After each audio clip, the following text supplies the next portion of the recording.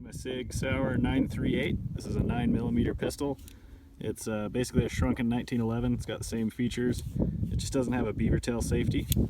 But I'm shooting this right now with just a bunch of random ammunition, practicing from concealment because I do conceal carry this gun every day. And I do carry it with the hammer down with one in the chamber.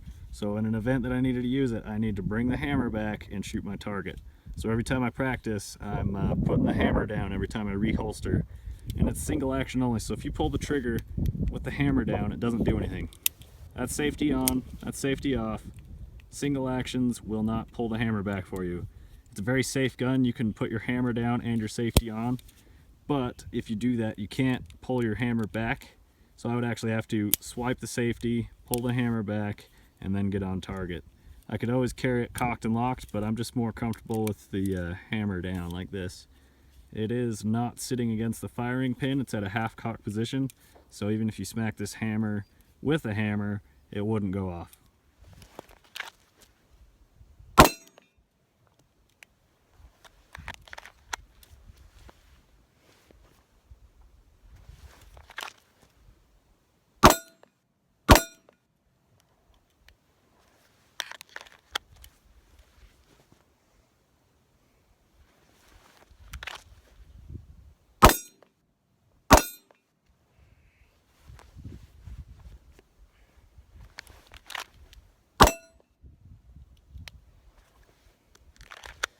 About as fast as I want to push it right now.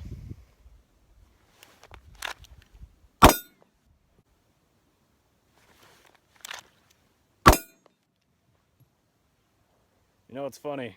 I get consistent hits without really even taking the time to line up my sights. I don't even look at the sights. I'm just focused on my target, and it's really just point and shoot at this distance. And if I really take my time and aim, if I rush the aim, I miss. If I take my time, I can hit it. But if I just point and shoot, I can usually get my target.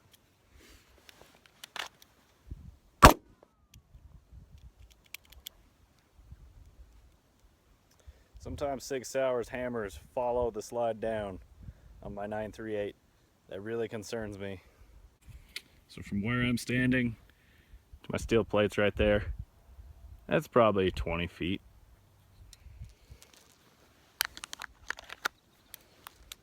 So like I say, the hammer's down when I'm doing these. And let me back up just a little bit, there we go. Got 2 steel targets.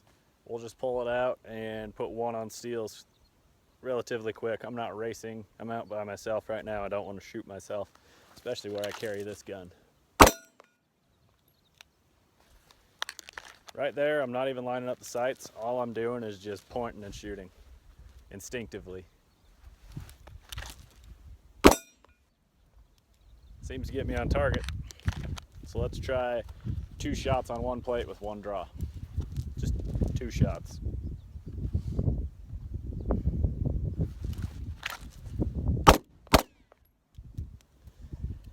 The Sig Sauer, the hammer will follow the slide home. This is a major problem because, like I showed you, once the hammer's down, if you pull the trigger, it doesn't do anything. And also this trigger's pulling back as if it is actually striking. There's something up with that. Might have to send the Sig back and get it worked on.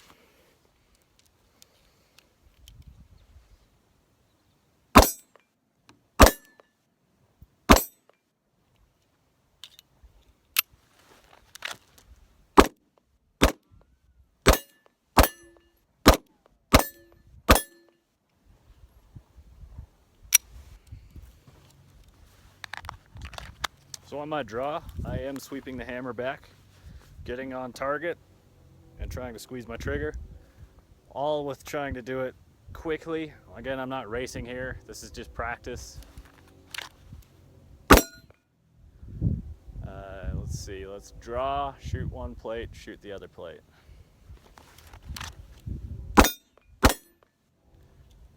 So that was 2 different targets there, 2 shots from concealment with the hammer down. I am putting my hammer down every time I put the gun back in my pants. Again, 1 shot each target.